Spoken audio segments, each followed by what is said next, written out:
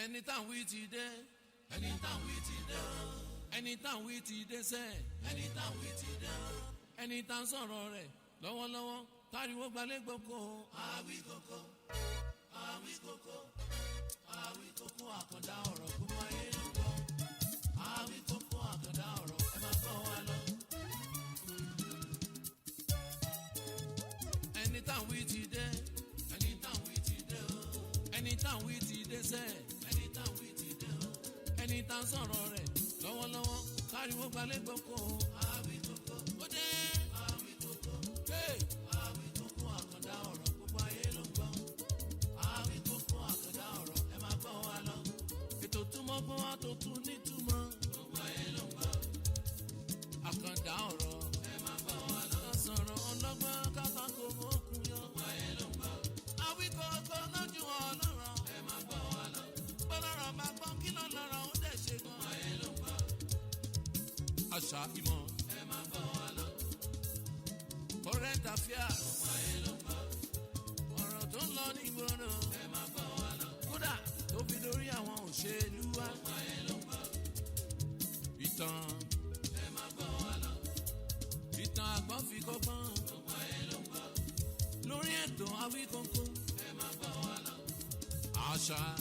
ìmọ̀ gbogbo ayé ló gbọ́ ìjìnlẹ̀ ọ̀rọ̀ lóríṣiríṣi ẹ máa gbọ́ wa lọ. lẹ́yìn mo gbọ́ ní tèmi o gbogbo ayé ló gbọ́ ẹ jẹ́ ká gbọ́ ètò Àwíkókó gbogbo ayé ló gbọ́. ẹ já sún wọn kíra kú dédé àkókò yìí níbikíbi tí ẹ bá ti láǹfààní láti máa wò mí láti máa gbóhùn mẹ́ àrèlùmọ́ bí owó ọ̀rọ̀ yín náà ló tún dé tí ó tún sọ lówó ẹ̀ ní mọ̀sọ̀mọ̀sọ̀ àkàndọ̀rọ̀ Àwíkókó ló kọ́ mi Àjàó Àró Àwíkókó á sọ̀rọ̀ lójú ọlọ́rọ̀ bọ́lọ́rọ̀ bá gbọ́ kí n bàbá ńlá bàbá ọlọ́rọ̀ ó ṣe mo tún kí gbogbo ọmọ Yorùbá gbogbo ọmọ kóòtù òjìrè bí ńlẹ́ lóko lódò lẹ́yìn odi àánú Olódùmarè ò ní fi ń sílẹ̀ o àánú Olódùmarè ò ní fi ń sílẹ̀ ilé òní lé wá ta ọ̀nà nínà wá wọlé àtàwọn àtẹ̀yìn kájọ fa ìkúdẹ́gbẹ̀ra well tí mo fẹ́ rí àtìlé lórí òun náà lọ́rọ̀ arábìnrin kan Adéọlá tó lo Niqab tẹ́lẹ̀tẹ́lẹ̀ tó ṣí Niqab lójú tí àwọn àfáà wá bẹ̀rẹ̀ sí ní sọ̀rọ̀ sí here and there kálukú ń sọ tó bá wọn lẹ́nu well a ti sọ lọ́pọ̀lọpọ̀ gbà pé tí wọ́n ń pè láàfáà tó ń pè ní pásítọ̀ tó ń pè láláwo táìtù ni kò sí ẹni tí wọ́n bí kalẹ̀ tán sọ pé àfáà rèé kò sẹ́ni tán bí kalẹ̀ tán sọ pé pásítọ̀ rèé ńgbà tá a délé ayé la gán gbogbo ẹ̀ mọ́ra wọn la sọ dorúkọ so kí ni tí mo fẹ́ mú jáde ńbẹ̀ ni pé ọ̀pọ̀lọpọ̀ àwọn èèyàn tá ń pè ní pásítọ̀ tá ń pè láàfáà ó pàdé àgbà lọ́nà oníkọ́kọ́ ọlọ́gbọ́n ni tó bá jágọ̀ ló bá dàgbà ńkọ́ síbi tí èèyàn bá ní ni yóò fi tọrẹ ọ̀pọ̀lọpọ̀ nu wọn gan ọ̀gbọ́n tó bá bá rẹ ọ̀gbọ́n tó wọ gangan ṣùgbọ́n àwọn dẹ̀ ní ọkọ̀ torí pé a ti àtàṣe orúkọ mọ́ tiwọn ìwọ ti fọkàn sí wípé àwọn àrólé Olódùmarè lélẹ́yìí tó mọ̀ wípé àrólé ara wọn àtàrólé tí wọ́n jẹ ni àtàrólé bóyè ṣe yé wọn mọ́ ni. So now kí ló amaze mi kí ló mú mi wá gangan ó ní pé woman kan sọ̀rọ̀ nípa rẹ̀ ẹ̀ ń tẹ́ ẹ mọ̀ náà ni a very good sister of mine mẹ́wàá ọláká bí mo ṣe wò pé túmọ̀ orúkọ ẹ̀ jẹ́ nìyẹn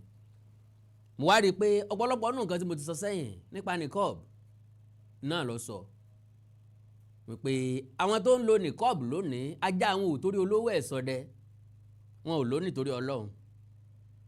majority wọn ò lò nítorí ẹ̀sìn àwọn kan ń lò nítorí àṣírí àwọn kan ń lò nítorí àìsówó ẹlòmíì ò lówó tí ó fi máa ṣerun tó bá ti lo Niqab àṣírí ti bò kò sẹ́ni tí ó lo Niqab tí ó máa exchange irun ẹ̀ kò sẹ́ni tí ó rówó ṣerun tí ò ní fẹ́ ká yóò rí irun tó fowó ńlá ṣe so láti bàṣírí ara wọn ìyẹn pè wọn àwọn míì ń lo Niqab torí pé wọn ò rówó raṣọ ìṣẹ́ ló fà fẹ́ lòmíì àgbàjù ẹ̀sìn ló fà fẹ́ lòmíì wọ́n kàn ń pa fẹ́ lòmíì wọ́n pàṣẹ èdè lòmíì láti lò ní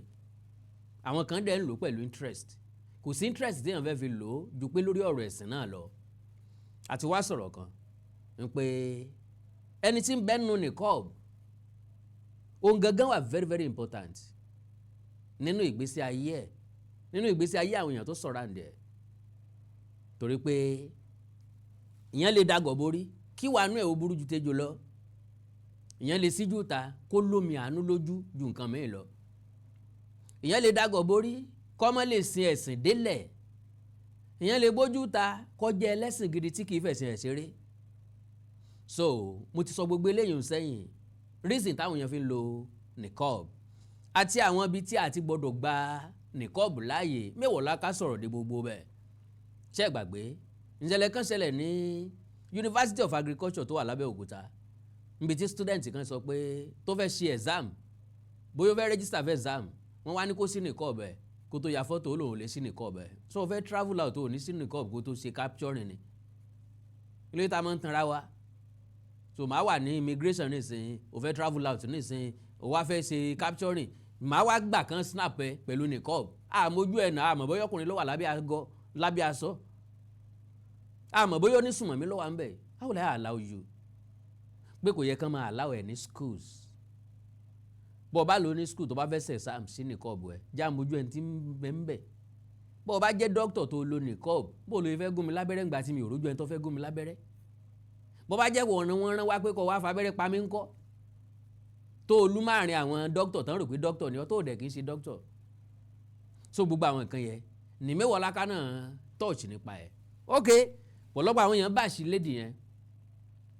wọ́n sọ̀rọ̀ sí wọ́n rán sílé wọ́n pè lórúkọ ṣùgbọ́n ń sọ wípé tó wú òun láti ṣe ni ó ní iye ọdún tóun ti dé kínní ìmọ̀rí kò sàǹfààní fóun òun fẹ́ gbójú síta wọ́n ló máa ń jó lórí TikTok wọ́n láwọn kan náà máa ń jó lórí TikTok pẹ̀lú Niqab pẹ̀lú ìjáàbù pẹ̀lú nǹkan lè pàṣán máwọn èèyàn lára ẹ fọ́ọ̀sì wọn gbà tí social media ò tí ì dé social media dé wọ́n ra àwọn akẹgbẹ́ wọn ní tí wọ́n ṣe ń dùn mọ́ wọn àwọn náà fẹ́ ṣe bẹ́ẹ̀ wọ́n wá ń kíní yẹn wá ń hold wọn back ẹ wò ó ẹja bọ́ àgọ̀ sọnù jàre kí mọ́ gbà kókó yín torí pé ìfẹ́ ní púpọ̀ ṣe lẹ́nu wa ẹja gbọ́rọ̀ tí mẹ́wàá láká sọ pápápá. tó ṣí aṣọ ẹ̀há lójú ní orí live chat ní orí TikTok mo fẹ́ bẹ gbogbo ẹ̀yin alálàáfà pátá mo fẹ́ bẹ gbogbo ẹ̀yin mùsùlùmí ayé pátá mo fẹ́ bẹ gbogbo ẹ̀yin yín tí ẹ mọ̀ nípa ẹ̀sìn pátá ẹ ṣe ọ̀rọ̀ ọmọbìnrin ní ìṣe wípé tó bá jẹ́ ọmọ bíbí inú yín ẹ má ṣe ẹni tí ò lè practice nǹkan ààbọ̀ tó ń condemn ẹni tó ń practice nǹkan mẹ́wàá àkọ́kọ́ tí mo fẹ́ sọ ni pé Islam ò compulsory Niqab. àwọn kan dẹ̀ sọ wípé Islam compulsory pé nínú ẹ̀sìn ló wà sọ ọ̀pọ̀lọpọ̀ nǹkan la gbà wá síbí báyìí tó jẹ́ wípé fúnra wa ìfẹ́ inú wa àgbàjù àmọ̀jù tíbẹ̀kùn sàárẹ̀ jẹ́ ẹlòmíín há ìyàwó ẹ̀ kàn mọ́ bàbá afẹ́ ni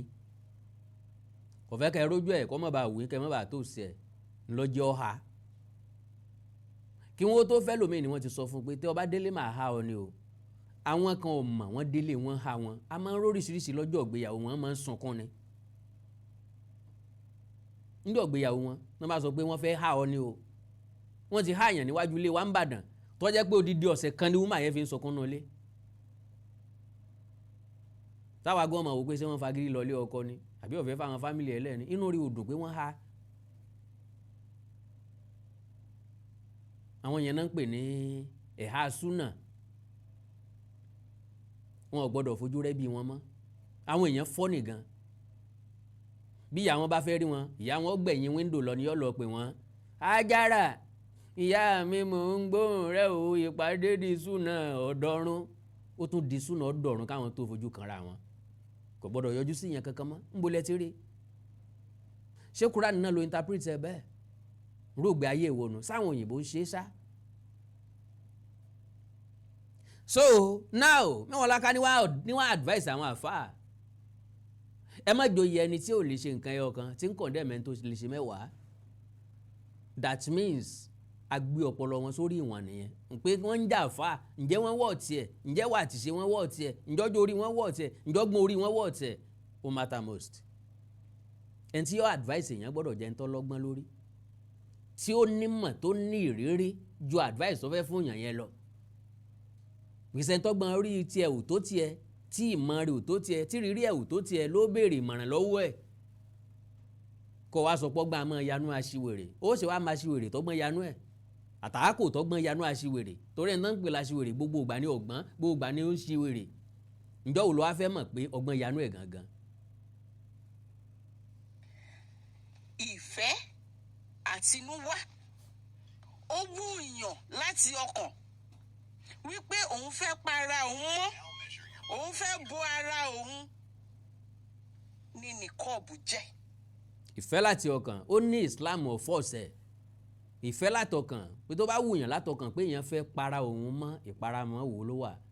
àwọn ìyàwó paramọ́ kí Islam ó tó dé wọn paramọ́ wọ́n sì tún paramọ́ bó làwọn ìyàwó ṣe paramọ́ wọ́n paramọ́ mọ́ fọ́kọ wọn. àwọn ìyàwó lè jókòó láyé àtijọ́ kí wọ́n latan báyìí síta lẹ́yìn ìgbà tí wọ́n bá wọ pátá wọ́n wọ tòbí wọ́n wọ yẹ̀rì kí wọ́n tó rorò lé lórí. ṣùgbọ́n tá à ń bí ní ìsìn tàbí tá à ń rí ní ìsìn bí wọ́n bá ti wọ táìtì kò sí bí wọn ò lè yàtọ̀ dé. wípé obìnrin kan ò lo nìkọ́ọ̀bù kò túmọ̀ sí wípé kò ṣẹ̀sìn àbí kò gbẹ̀sìn yìí kódà ohun tó lọ́n sọ ni wípé tí ó bá ní wá lára tí èèyàn bá wà nínú ìnira tó bá mú ìnira wá a lè yọ kúrò. ẹ mọ̀ gbọ́rọ̀ ní tí Ọlọ́run sọ fún wọn ń bò lọ́lọ́run ti jókòó tọ́lọ́run ti ń sọ fún yín pé tẹ́ ẹ bá lo nǹkan tó ní yín lára tó bá mú ìnira wá kẹ́ ẹ yọ kúrò ń bò lọ́lọ́run ti ráàyè gbogbo yẹn pé torí pé fẹ́ lo nìkọ́ọ̀bù Ọlọ́run wá ráàyè yóò má báyàn sọ̀rọ̀ torí nìkọ́ọ̀bù pẹ́ẹ́n tó bá fẹ́ lò nínú yín kó lò ó ẹni tí ò bá fẹ́ lò tó bá ní lára kó yọ kúrò kí lọ́kàn Ọlọ́run pẹ̀lú gbogbo yẹn Ọlọ́run ò bá wọn sọ ní China odidi population larger population Chinese wọn mọ ẹni tí ń jẹ́ Islam wọn sin Islam wọn ṣẹ̀sìn kankan wọn ṣe Christianity. a sọ pé approximately of 1.4 billion people ìwádìí fi hàn pé 73 or 76% wọn lẹ́sìn kankan rárá 1.3% in Christianity 0.53% in Islamic religion bẹ́ẹ̀ talk of economy lónìí ó mú China láàrin number 1 to 3 tó bá mú number 1 Japan the same thing wọn àdẹ lẹ́sìn kankan the same thing India pé bá fẹ́ ṣe surgery ní ìsìn àzọ pé kan lọ sí India Hindus Buddhist òòṣà ni wọ́n ń sìn náà ń bọ̀ no Christianity no Islamic religion tó bá rí Christianity àti Islamic religion bẹ́ẹ̀ outsider ni extremist tó wà ní India fúnra lára wọn expel ẹ̀ jáde kó nùlù wọn lè jáde nùlù wọn Islamic extremist wọn lè kó láàrin wọn so ẹ jẹ́ kí kinní kan ó clear sí wa kọ́lọ́hún ọba ó dá wa sáyé ní tiẹ̀ bá a ṣe fẹ́ gbáyé wa ń rọ̀rùn bẹ lọ́wọ́ kálukú wa ẹ̀sìn tí kálukú wa ń sìn ọwọ́ kálukú lọ́wọ́ àkóso nǹkan tó kọ́ lọ́wọ́ ń bẹ̀. a ti sọ lọ́pọ̀lọpọ̀ gbà Christianity doctrine Catholic kò bá ti Baptist mu Baptist ò bá Celestial mu Celestial ò bá Kérúbù mu Kérúbù ò bá Anglican mu Anglican ò bá Seventh Day Adventist mu Christian náà dẹ̀ ń gbogbo ẹ̀ èwo ni ọ̀wọ̀ ní èwo ni ọ̀wọ̀ ọ̀run rere nínú gbogbo wọn ìsìn wo lọ́jẹ́ tẹ́wọ́gbà ìsìn wo ni ọjẹ́ tẹ́wọ́gbà ntọ́hàn tó dájú ni pé gbogbo à ń pe Jésù Islamic religion ẹyọ kan ní tẹ́lẹ̀ bọ́ ní ìsìn ó ti pín yẹlẹyẹlẹ Asarudeen Asaruwara Asaru Islam Awaru Islam Awarudeen na Islamiya Nasiriya Nasfati oríṣiríṣi gbogbo ẹ̀ náà ló ti pín yẹlẹyẹlẹ ìwónú ẹ̀ gangan lọ́lọ́run tẹ́wọ́gbà ń bẹ̀ ìwónú ẹ̀ lọ́lọ́run tẹ́wọ́gbà kálukú wọn ló change nǹkan díẹ̀díẹ̀ nínú doctrine wọn èyí já tanra wa náà. ìyẹn mi wípé a ti kúrò nínú Islam kò dẹ̀ ṣe nǹkan tí wọ́n kàn nípa fún èèyàn gẹ́gẹ́ bí àṣà Yorùbá wọn ní nọ́mbà fẹ́ ni kì í ṣe nọ́mbà túláàsì now mi mọ nǹkan tí ọmọbìnrin yìí lè máa go through tó fi wò wípé kò ṣí ní kọ́ọ̀bù yẹn maybe she's discovered wípé dream aspiration ní ilé ayé wípé nìkọ́ọ̀bù yẹn máa ń dà ẹ́. of course ó máa wà nínú reason tó fi ṣe because ẹ̀sìn sometimes ó máa ń limit life èèyàn ó máa jẹ́ kó wà limited to life whatever tó bá fẹ́ ṣe wà ẹ̀sìn á máa drag ẹ padà àfa àwọ̀ gbọ́dọ̀ rí mi pásítọ̀ gbọ́dọ̀ rí mi ẹ̀sìn mi ò fààyè gbà wọn gbọ́dọ̀ bá mi díẹ̀ wọn gbọ́dọ̀ rí pé mò ń ṣe nǹkan yìí ayé íńtánẹ́ẹ̀tì la wà o ayé AI ayé táwọn èèyàn make owó lórí social media here and there ẹnìkan máa wá límìtì ara ẹ̀ sábẹ́ nìkọ́ọ̀bù nínú yàrá kan kọ̀rọ̀ yàrá kan yóò máa tẹ̀ é dú Eleha wọ́n fẹ́ rèé dú o ń bọ̀ o eléèlò òun 200 naira o ọkọ mi ṣe é mú séǹjì dání. tó bá fẹ́ ṣe medical doctor ńkọ́ I don't know about you ẹni tó lo ìjáàbù bíi tèmi tó bá jẹ́ mùsùlùmí tó bá jẹ́ medical doctor mo lè gbà láyè kó operate on mi but then tó lo nìkọ́ọ̀bù. I will never allow a Niqabite tó lo Niqab tó pẹ̀lẹ́ ní medical doctor to perform a surgery on me or to define me as a lawyer. I'm talking about me. I'm not saying lawyers and medical doctors that are using it that they are wrong. Some people. Bó o ní ṣe gba lọ́ọ̀yà tí ó lo nìkọ́ọ̀bù sójú tí n ò dámọ̀ tí n ò rójú ẹ̀ àfi kọ́ dọ́gbọ́n pè mí sí yàrá ibì kan bíi bóyá bíi tán ti ń wọṣọ kó sọ pé awúkọ nǹkan ojú mi lélẹ̀ o èmi mo fẹ́ represent yín o ṣùgbọ́n á gbé nìkọ́ọ̀bù sójú tẹ́lómi bá lo nìkọ́ọ̀bù àti tí mo lọ sọmọ tí mo ní lọ́ọ̀yà mi lélẹ̀ tó ní kí ló dé I don't know you ẹ̀yin kọ́ ọmọ gbẹ́jọ́ fún ni èmi bò sẹ́ẹ̀ lájú ni ẹ̀dá lọ́ọ̀yà yín mọ̀ ni àbí wọn agbẹ́ni tí ó lo nìkọ́ọ̀bù láàyè láti gómi lábẹ́rẹ́ egungun bì kí á fún un. Can agree to that. I cannot because I want to feel secured. So if you don't trust me enough for me to see your face, then I can't trust you enough with my life or to defend my me. Case. But you are a broadcaster. But yes, there's so much fire burning in Ghana. That does not mean we ought to denounce Islam. That does not mean we ought to wayward. Kini kan ni mo de fẹ́ kẹ́ mọ̀ ọmọ tó lo nìkọ́ọ̀bù dàgbà kò lè burú kó wá jẹ́ wípé àwa máa wọ ìwọ̀kuwọ̀ wọ́n máa wo àyẹ̀ ọmọ kò lè burú lára ọmọ ọba kó má kú dànsákì. abẹ́rẹ́ nǹkan báyìí nísìnyí yes because ọmọ yẹn ti lẹ́sìn tẹ́lẹ̀ ó ti ní ìmúra ó ti ní modesty ẹ̀yin grammarian ṣe mi ò sí that is ó ti mọ̀ nípa ìwọ̀ntúnwọ̀nsì báwo la ṣe múra tí ò ní la ìbínú ọlọ́run lọ kọ́dẹ́ sí ní tó bí ọlọ́run nínú èèyàn bá gbé gbogbo ráúráú síta kọ̀ọ̀kan lọ́hùn àti ráwọn tí wọ́n ń rìn àwọn aráwọn obìnrin tán ti ẹ̀ ń wọ pátá lásán rìn ńlú òkè òkun kọ̀ọ̀kan lọ́hùn bọ́ọ̀ lọ bíìchì nísìnyí ọmọ rí awẹ́ ẹ̀dí kọ̀ọ̀kan pòlàpòlà ń ta ni kò ní ọlọ́run lára kò sí nǹkan kan fọ́lọ́run kò mọ́ ọlọ́run lómi kò rọ́ ọlọ́run ní nǹkan kan so gbogbo àwọn nǹkan yìí kò nítumọ̀ kankan sọ́lọ́run bíi ti wò kọ́ ma o ìgbésí ayé wa ni ìran oúnjẹ ojú náà ni a fún gbogbo ẹ̀ náà láwò ráúráú ẹlòmíì ó lọ patí tí ó fi ká ọyàn sókè gan-an ẹ ti mọ̀ wò pé ọyàn ti ní problem lọ́wọ́ woman yìí because yóò fún fùkú fún bí ìgbà tán fi agídí fún dòdò ni yóò sì fọ̀fọ̀ ìyẹn náà wà rú jáde kọ́lọ́n ṣàánú wa. ó ṣeé ṣe kó sì máa lo scarf ó ṣeé ṣe kó sì máa lo ìborùn kódà ó ṣeé ṣe kó sì máa lo hijab mo fẹ́ ká ṣọ́ ọ̀rọ̀ ẹnu wa ó ní òun ò mọ bí màmá òun ṣe máa feel ẹ jọ̀ọ́ màmá tí a bá rí èèyàn sẹ́ǹdì fídíò mi sí yín ọmọdé yìí ò lo nìkọ́ọ̀bù fún yín nítorí ọlọ́run tó dáa ló fi lo nìkọ́ọ̀bù. kí ló kan ọlọ́run pẹ̀lú torí ọlọ́run tó dáa gbogbo àwọn statement yìí kò ní túmọ̀ rárá sorry to say because ọlọ́run ò sọ pé òun ò wo rí ọlọ́run ò sọ pé òun ò wọ yàn ọlọ́run ò sọ pé òun ò wo ara ọlọ́run ò sọ pé ẹnìkan ni kó bò ẹnìkan ni kó má bò ó àṣà àwọn òyìnbó ni gbogbo wa ń kọ́ nísìn majority ọkọ ilé gan ló máa ra revealing fún ìyàwó ẹ̀ revealing clothes àbí ẹ̀yin náà lè máa preach fún wọn ní church lè máa ṣe wáàsí fún wọn ní mọ́sálásí kí lẹ̀ ń wá ń ta kí lẹ̀ ń rí lára obìnrin míì níta tẹ́ ẹ̀ fi lọ lébọ̀rọ̀ tẹ́ ẹ̀ fi fẹ́ràn ìyàwó yín tẹ́ ẹ̀ fi mú ìyàwó yín mọ́ra ebi tẹ́ ẹ bá rí ń ta tó bá ń wù yín ẹ̀ sì mọ̀ rà lọ́lé fáwọn ẹlẹ́ha fáwọn ìyàwó yín àbí bẹ́ẹ̀ kọ́ ni kò sí nǹkan tó kọ́ lọ́n bẹ́ẹ̀ ẹnìkan kò lo nǹkan kan fọ́lọ́run tó bá jẹ́ pé ó ń lò fọ́lọ́run ní kí ló dé tó wá stop ẹ̀ so ti stop ẹ̀ fọ́lọ́run ni àbóhùn àtọ́lọ́run ti ṣàdéhùn pé tó ọlọ́run mo ti lò ó ti sú mi fẹ́ lò fún yín mọ́ kò sí nǹkan kan tó kọ́ lọ́run ẹ má jẹ́ àmọ́ kọ́ lọ́run mọ́. lo nìkọ́ọ̀bù láti please yín nítorí ọlọ́run tó dáa ló fi lo nìkọ́ọ̀bù ọlọ́run tó dáa ò dẹ̀ ní pátì nítorí pé ó ṣí nìkọ́ọ̀bù. àwa tá a lo nìkọ́ọ̀bù ń kọ́ ọlọ́run pa wá tì àìmọye obìnrin tó ń lo tí ń wọ revealing cloth tọ́lọ́run tó ń gbàdúrà ìjọ ẹni tí ń borí jẹ̀lì bàbà lọ ayé wọn dá ayé wọn nítumọ̀ gan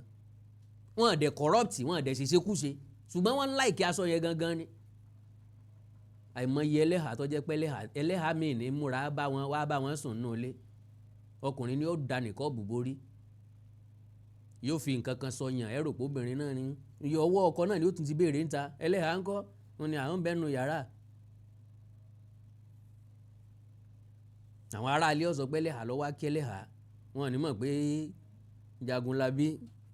ọlọ́run ṣàánú gbogbo wa ó kọ ọlọ́run ò ní nǹkan kan ṣe pẹ̀lú ẹ̀ o kò sí nǹkan tó kan ọlọ́run. lójú mo fi ọlọ́run bẹ̀yìn màmá ẹ fa ọmọdé ìmúra kí àwọn ṣàbàríṣòṣì àwọn Yínká ṣàbàríṣòṣì and the likes don promote threesome.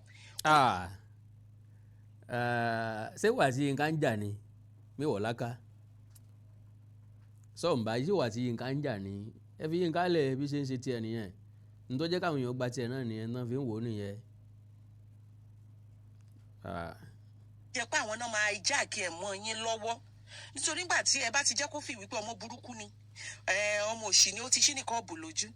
ẹni tó bá tẹ́wọ́ gbà tó bá jẹ́ ẹni tó máa ṣì lọ́nà náà là á lọ sábà nítorí tó bá lé ní níbìkan ibìkan là ń kọrí sí. ẹ jọ. now ó wo lady kan gbà kan tí guy kan interview tó ní muslim lòun tó ń recite Quran báyìí tó wàá sọ táwọn gbogbo ráúráú níta báyìí ọmọ tó wọ like blue báyìí táwọn àfa wa gbà tán wá ní wọ́n wẹ̀ ẹ́ tó wá ń sunkún báyìí ń gbòó ní láìfẹ́ yọrí síná èlò làwọn àfa fún tó bá jẹ́ Christian ni wọ́n ti lè ràn lọ́ọ̀lú òyìnbó àwọn àfa kan ràgé fún wọ́n sì fún ní ìjáàbù ọ̀tán wọ́n ti sórí ayé ẹ̀ parí nu wọ́n máa wò pé wọ́n gbà wọn níbi tóun ti ń jẹun wọ́n wá fi ibi léun lọ́wọ́ ẹ má jà fọ́ọ̀sì àwọn èèyàn sínú ẹ̀sìn jọ. ẹ fà á mọ́ra ẹ jọ ẹ jẹ́ ká sọ̀rọ̀ tútù fún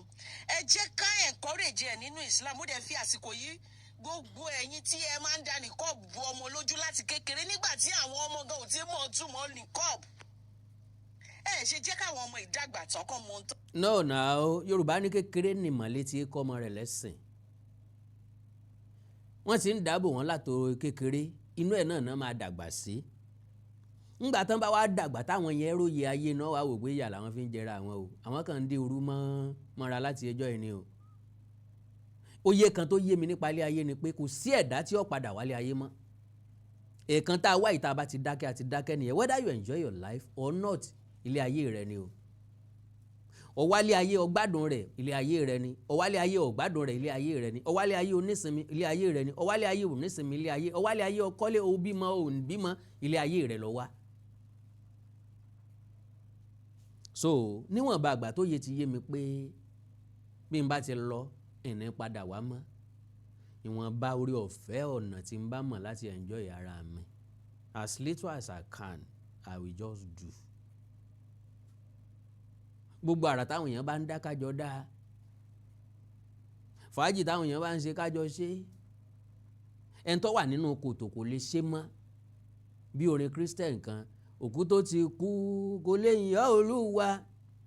torí pé mo wà ń ó yìn ọ́ bàbá ẹ̀ ń bá wà láyé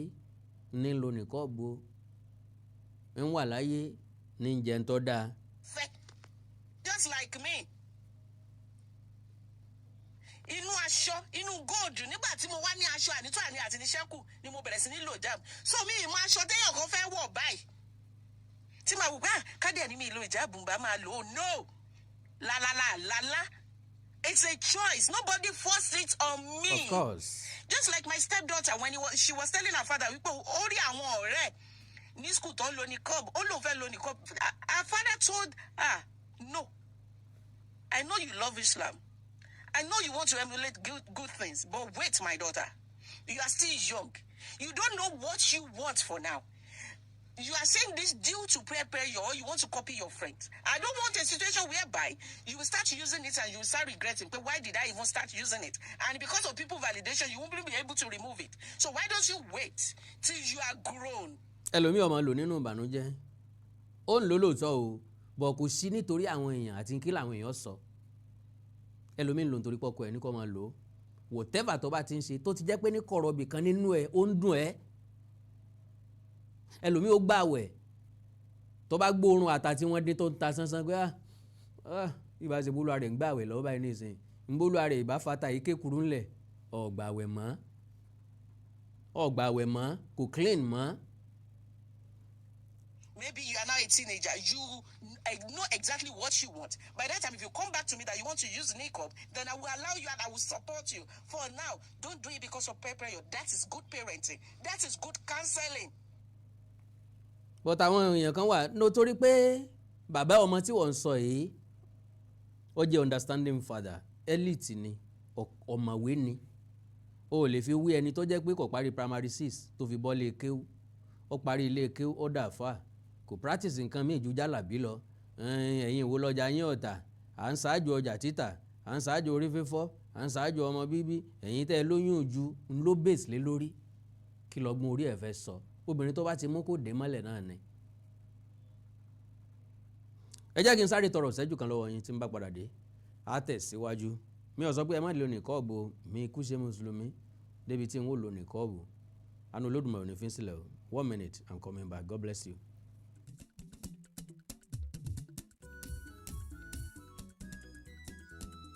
Olímèrè ni ẹ máa bọ̀ o fún gbogbo nǹkan tó jẹ́ spirituality l'Amẹ́ríkà ní London ní Europe pátá Olímèrè spiritual store ni ẹ máa bọ̀ o. Olímèrè spiritual store àgbà àràgbà ilé ìtajà tọ́kalẹ̀ sórílẹ̀-èdè Amẹ́ríkà níbi tẹ́ ẹ ti máa rí gbogbo nǹkan ìbílẹ̀ rà lọ́lọ́kan òjọ̀kan a standard spiritual store tẹ́ ẹ ti máa rí gbogbo nǹkan tọ́rọ̀ mọ́ spirituality rà spiritual perfume bíi perfume divine grace tí jẹ́ káàánú ọwá ni rí débi kọ̀rọ̀kọ́ndú perfume 77 Holy Michael perfume lẹ́yìn fẹ́ rà divine favour chairman perfume ẹ̀mí mímọ́ perfume Miss Paris àti bẹ́ẹ̀ bẹ́ẹ̀ lọ bákan náà ni spiritual soul àwọn ọṣẹ aṣínà lóríṣiríṣi ọṣẹ aṣẹ́gun ọṣẹ arọ́bí ọṣẹ pègúnrẹ́ ọṣẹ ìtúsílẹ̀ ọṣẹ ìwòsàn bẹ́ẹ̀ bá ṣe fẹ́ sí ni Holy Mary ń ta spiritual oil òróró bíntù 6 flower òróró pẹ̀lú ọṣẹ tó gallant danduala sasorobia magnet oil ọ̀sọ̀rọ̀bíà success oil witches expella oògùn ọfà àgbo ọfà àpòrò ọfà tó dájú àgbo arthritis àgbo diabetes àgbo fún ìtọ́jú ojú àgbo fún ìtọ́jú ọpọlọ àgbo fún ìsàn jẹjẹrẹ àgbo fibroid àti bẹ́ẹ̀ lọ kò sí ní tẹ́ fẹ́ nílẹ̀ káàárọ̀ òjíire tí ò sí ń bẹ̀ ìgbà lóríṣiríṣi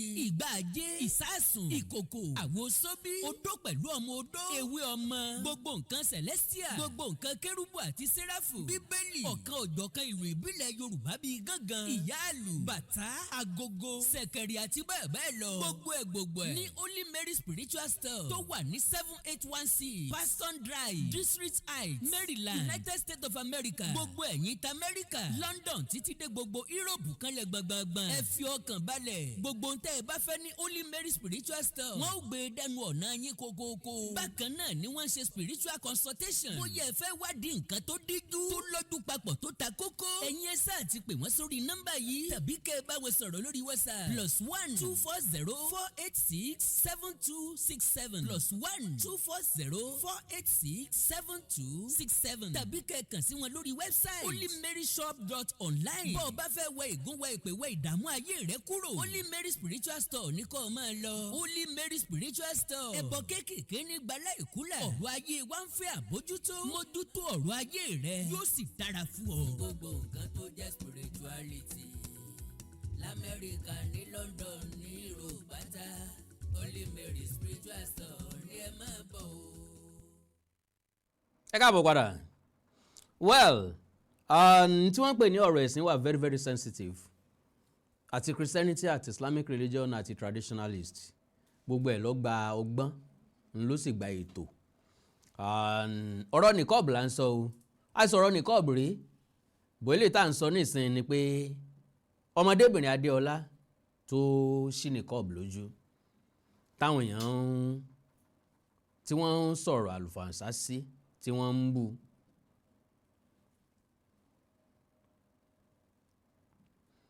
so ìyẹn là ń sọ̀rọ̀ lé lórí sorry o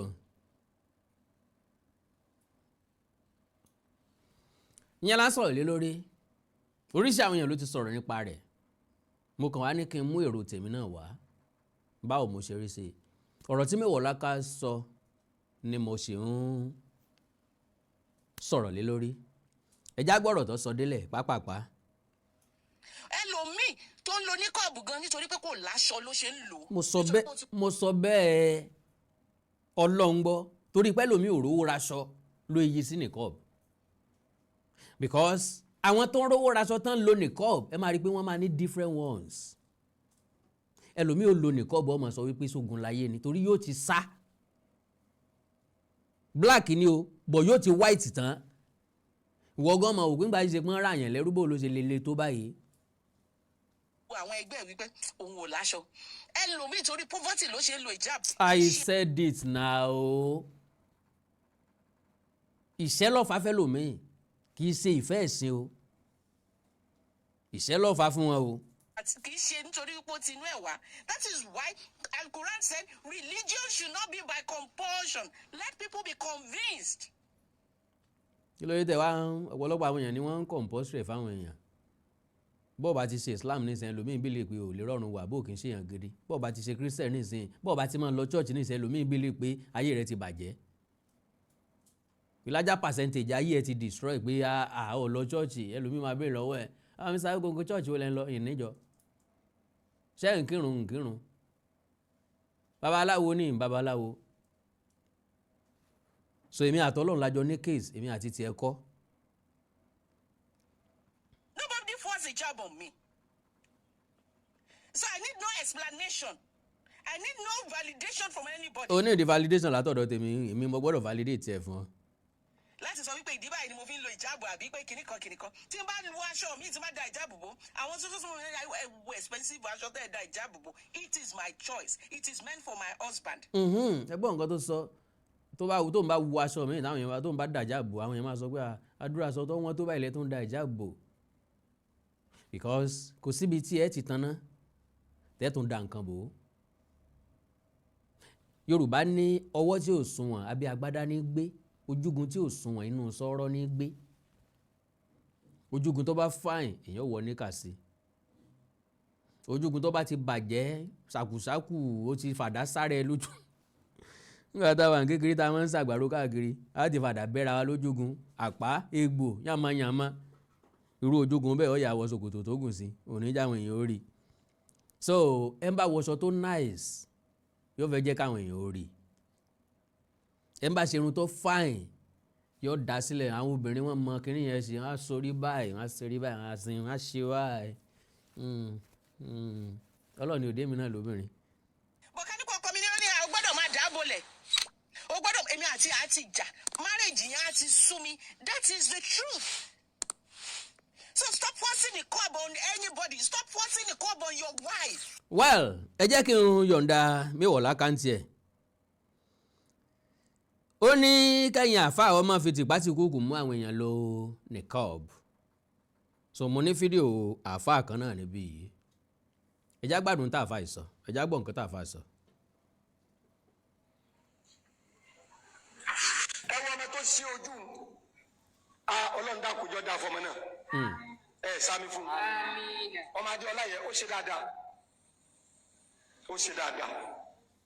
tó ṣe ojú torí pé nígbà tí o ti ṣe ojú náà tẹ́lẹ̀ kò rẹpírẹsẹ̀ntì ẹ̀há dáadáa. Can you imagine? wọ́n nígbà tí o ti ṣe ojú kò rẹpírẹsẹ̀ntì ẹ̀há dáadáa àfáà máa ṣàlàyé fún wa bó ṣe yẹ kó rẹpírẹsẹ̀ntì ẹ̀há nìsín. Ìjó náà ni máa jó. Ìjó ni máa ń jó torí pé tí ń jó yẹn kò rẹpírẹsẹ̀ntì ẹ̀há dáadáa. Ọlọ́run ò dẹ̀ dá ijó fún ìdùnnú ẹ̀dá torí pé èèyàn ti wá há rẹ̀ nísìn àbí torí pé ó ti ń ṣẹ̀sìn nísìn kò gbọ́dọ̀ jó mọ́. ní máa lọ́mọ pẹ̀lú aṣọ ẹ̀há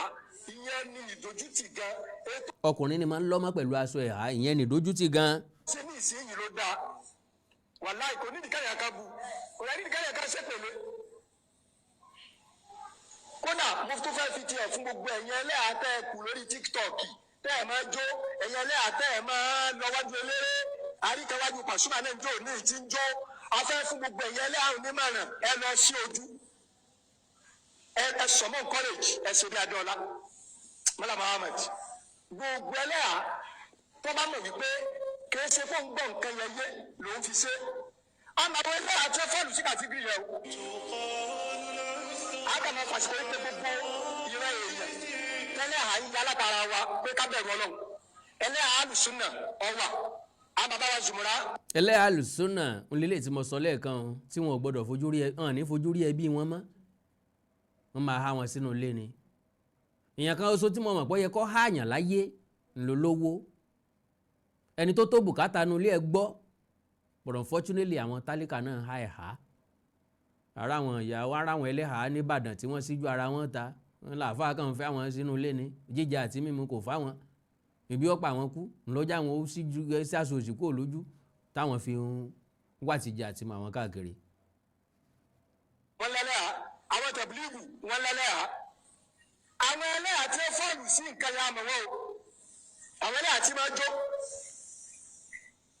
àmọ̀ wọn á dẹ̀. sẹ́lẹ̀ ò gbọ́dọ̀ jó ni àwọn mùsùlùmí kan nígbàgbọ́ wípé tẹ́ bá fẹ́ kọrin Islam ẹ gbọ́dọ̀ lùlù sí kí lẹ wá sí fáwọn èrè àsàlátù tí ó tún lálùjó sórin. wọ́n ẹ̀ lè jẹ́ kí n yáṣẹ́jú kan lọ́wọ́ yín tí n bá padà dé àtẹ̀síwájú àkàndọ̀rọ̀ ìkòǹkò náà ló kọ́ mi ẹ ṣé ẹ kú kalẹ̀ God bless you. mo kí gbogbo etí tó ń gbọ́ wa nílé mo sì kí gbogbo ojú tó ń wò wá nílé pé ojú tẹ fi ń wò wá ò ní fọ́ etí tẹ sì fi ń gbọ́ wa ò ní di. orúkọ tèmi ni Godwin tí gbogbo ẹ̀yin èèyàn mọ̀ sí ìyá Ìjẹ̀bú gẹ́gẹ́ bí ẹ ṣe mọ̀ ní ìṣe wa wípé ìlera yín òun ló jẹ wá lógún a tún ti dé bí a ṣe ń dé o gbogbo ẹ̀yin tí ẹ ní ìṣòro tó jẹ́ pé ọkùnrin tó dàbí obìnrin nínú ilé ọkùnrin tí ò lè ṣojúṣe ẹ̀ pẹ̀lú ìyàwó ẹ kàn sí iléeṣẹ́ Godwin ẹ̀yin tó jẹ́ pé pépà lẹ máa ń kà lálálẹ́ ẹ má ka pépà mọ́ ẹ kàn sí wa a ní pákéjì oríṣiríṣi fún yín a ní 3-in-1 a ní 2-in-1 fẹ́yìn ọkùnrin tó lè jẹ́ kẹ́ tó máa jẹ́ kẹ́ ṣe bó ṣe yẹ kẹ́ ṣe. bákan náà ni ìṣòro tí a ń pè ní arthritis yìí ó ń ṣọkùnrin ó ń ṣobìnrin orúnkún ríro ìbàdí ríro ọrùn ẹsẹ̀ ríro ẹlòmíì ó lè jẹ́ osteoarthritis lónìí ẹlòmíì rheumatoid arthritis ẹlòmíì ìdẹ̀rẹ̀ kò ní lè bẹ̀rẹ̀ mú nǹkan lẹ̀ ẹlòmíì ò lè bẹ̀rẹ̀ kírun ó ṣeé ṣe kó jẹ́ sciatica ni ó ṣeé ṣe kó jẹ́ lumbar spondylosis ni ẹlòmíì ìdẹ̀rẹ̀ arthritis ni tó bá ti di pé ìbàdí ń wọ́ ẹ̀ ò lè bẹ̀rẹ̀ ẹlòmíì orúnkún ríro ẹlòmíì ẹsẹ̀ á máa gbóná ẹlòmíì àpapọ̀ rẹ̀ á máa gbóná ẹlòmíì ẹsẹ̀ á máa gbọ̀n ẹlòmíì ara á máa tá orí á máa tá àpapọ̀ ara á máa tá ẹ kàn sí iléeṣẹ́ Godwin ìyá Ìjẹ̀bú ẹlòmíì ò lè fóòjọ ọwọ́ ẹ̀ báyìí gbogbo ọwọ́ á máa ró gbogbo ẹ̀yin tẹ́ tí ń lò náà ẹ máa jẹ́rìí sí ẹ kàn sí iléeṣẹ́ Godwin ìyá Ìjẹ̀bú. bákan náà ni àwọn èèyàn tó ń tọ̀ ìtọ̀ àtọ̀jù yìí ó ṣeé ṣe kó jẹ́ pé prostate enlargement ni fún ẹ̀yin ọkùnrin tẹ́ ti lé lọ́mọ 40 ọdún tẹ́ bá ní prostate enlargement ẹ lè máa tọ̀ léraléra ẹlòmíì ò ní rí tọ̀tọ̀ rárá ẹlòmíì ìdẹ̀rẹ̀ tó bá fẹ́ tọ̀ á máa ní ìrora ẹlòmíì ìdẹ̀rẹ̀ kó tó débi tó máa tọ̀ sí ìtọ̀ yìí ti máa jábọ́ ṣùgbọ́n obìnrin ní á máa tọ̀ léraléra kó tó débi tó máa tọ̀ sí ìtọ̀ yìí á ti máa jábọ́ ó ṣeé ṣe kó jẹ́ weakness of bladder làwọn ní àbí kó jẹ́ infection àbí kó jẹ́ diabetes insipidus tí a mọ̀ sí àtọ̀gbẹ ìyẹn náà lè fà á ká máa tọ̀ púpọ̀ jù ẹ kàn sí iléeṣẹ́ Godwin ìyá Ìjẹ̀bú èyíkéyìí tó lè fà á kẹ́ ẹ máa tọ̀ púpọ̀ jù ara iṣẹ́ wa ni lára iṣẹ́ tèmi jogún látọ̀dọ̀ bàbá mi àtọ̀jú yín gbogbo ẹ̀ ó sì padà sí àyè ẹ̀ bó ṣe tó àti bó ṣe yẹ. bákan náà ni àwọn tó ní hepatitis ooru inú ẹ̀dọ̀ ni ṣùgbọ́n tí hepatitis bá ti pẹ́ lára ó lè ba ẹ̀dọ̀ jẹ́ ó lè fà á kéèyàn ní enlarged liver ó dẹ̀ lè fa oríṣiríṣi ìṣòro sí ẹ̀dọ̀ yẹn ẹlòmíì á máa ní àmì bí kínú máa dùn bí kójú máa pọ́n kítọ̀ ẹ̀ máa pọ́n ẹlòmíì dẹ̀ kò ní rámì rárá bóyá lọ ṣàyẹ̀wò wá kàn sọ fún pé ó wà positive ẹ kàn sí wa ẹlòmíì dẹ̀rẹ̀ ó lè jẹ́ liver cirrhosis lòun ní èyíkéyìí tí ẹ ó ìbàjẹ́ ẹ kàn sí iléeṣẹ́ Godwin ìyá Ìjẹ̀bú bí mo ṣe sọ̀rọ̀ ẹ̀yin tẹ́ ní prostate ó jẹ́ prostate enlargement ni ó jẹ́ prostate cancer ni ẹ kàn sí wa pẹ̀lú ògo Ọlọ́run ẹ ní rí bákan náà mọ́ mo ti sọ fún yín gbogbo ìṣòro yòówù kẹ́ ní ewé àti pòpọ́nbélé tí àwọn bàbá wa ń lò láyé àtijọ́ tá a ti gbé kalẹ̀ lọ́nà ìgbàlódé tó sì ṣe bẹbẹ lágbára òun là ń lò fún ọmọdé àti àgbà ẹ kàn sí wa ẹ ní kábàámọ̀ pẹ̀ ṣe bẹ́ẹ̀ ẹ̀rọ ìbánisọ̀rọ̀ mi ni 08033034777 08033034777 ẹ bá wà lamẹ́ríkà kẹ́ ẹ wà ní Spain kẹ́ ẹ wà ní UK ibikíbi tẹ́ ẹ bá wà ó jẹ́ Canada ni ó lè jẹ́ Port Harcourt ni ó jẹ́ Abuja ni ibikíbi tẹ́ ẹ bá wà ẹ kàn sí iléeṣẹ́ Godwin ìyá Ìjẹ̀bú ẹ bá mi sọ̀rọ̀ lórí WhatsApp ẹ lè pè mí ẹ lè fi voice note lẹ̀ ẹ lè fi message lẹ̀ lórí WhatsApp máa dá yín lóhùn bó ṣe tó àti bó ṣe yẹ gbogbo ibi tẹ́ ẹ bá wà lè gbòógì wá máa dé ẹ sì ní kábàámọ̀ pé ẹ kàn sí iléeṣẹ́ Godwin ìyá Ìjẹ̀bú ẹlòmíì apákan ara ẹ̀ á máa kú kí kí ló fà tápá kan ara fi ń kú ẹ̀kọ́ sí wa ẹ̀ máa mọ̀ ẹlòmíì ọrùn àdédé máa steve ẹlòmíì àyà ló máa dùn ẹlòmíì ẹ̀gbẹ́ ló máa dùn ẹlòmíì á máa wúkọ́ ó lè wúkọ́ kókó ti wà lẹ́nu ẹ̀ tipẹ́tipẹ́ tí ò sì ní lọ ẹlòmíì ìjẹ̀rẹ̀ ó máa ní ìṣòro àti breathe in oxygen breathe out carbon dioxide àwa máa ní ìṣòro á máa ní kàtà gbogbo ìgbà kí ló fà ó ṣeéṣe kó jẹ́ asthma ni ó ṣeéṣe kó jẹ́ bronchitis ó lè ṣeéṣe kó jẹ́ pneumonia cough ìwọ ní tó bá ti kàn sí wa èyí tó bá jẹ́ nú ẹ̀ ló máa dìtámì irú egbògi tá a lè kẹ́ra láti lè ṣe wa ẹ ṣe mọ̀ mo ti sọ fún yín o ẹ̀rọ ìbánisọ̀rọ̀ wa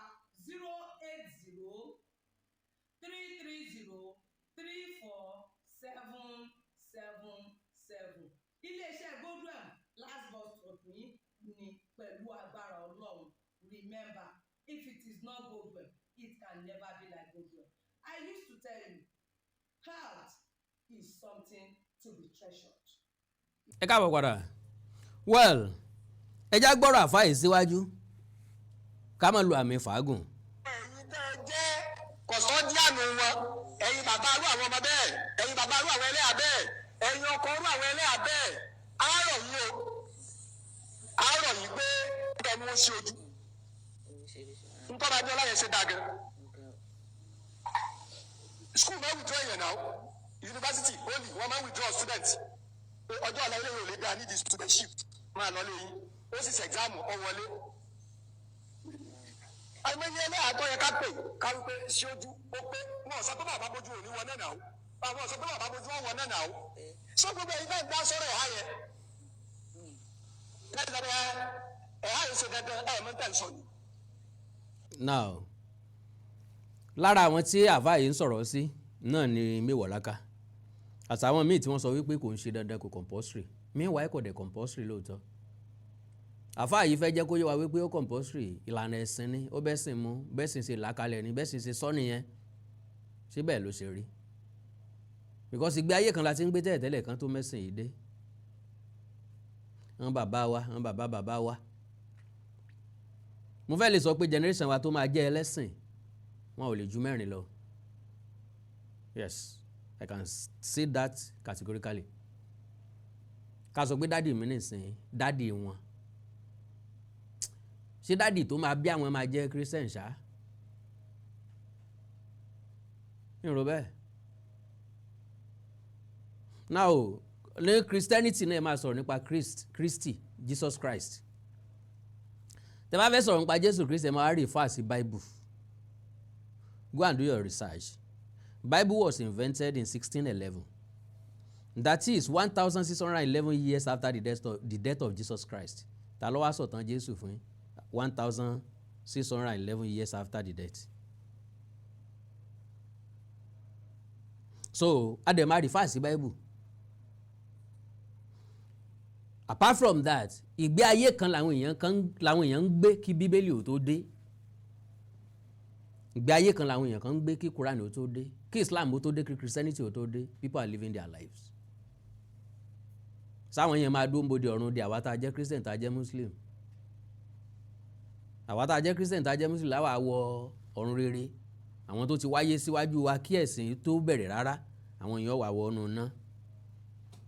Ànábì Muhammad sallallahu alayhi wa sallam ń lọ bẹ̀rẹ̀ Islam àbí bàbá tiẹ̀ ń kọ́ ń bo bàbá ẹ̀ wà mọ̀mọ́ rẹ̀ ń kọ́ ń bo mọ̀mọ́ ẹ̀ wà fámìlì wọn ti tẹ́lẹ̀ ń kọ́ ń bo làwọn wà tí wọn ò ṣe Islam because ìwádìí fi hàn Quran náà dẹ̀ fi lélẹ̀ wípé nínú ilé àwọn Ànábì Muhammad wọn gbà á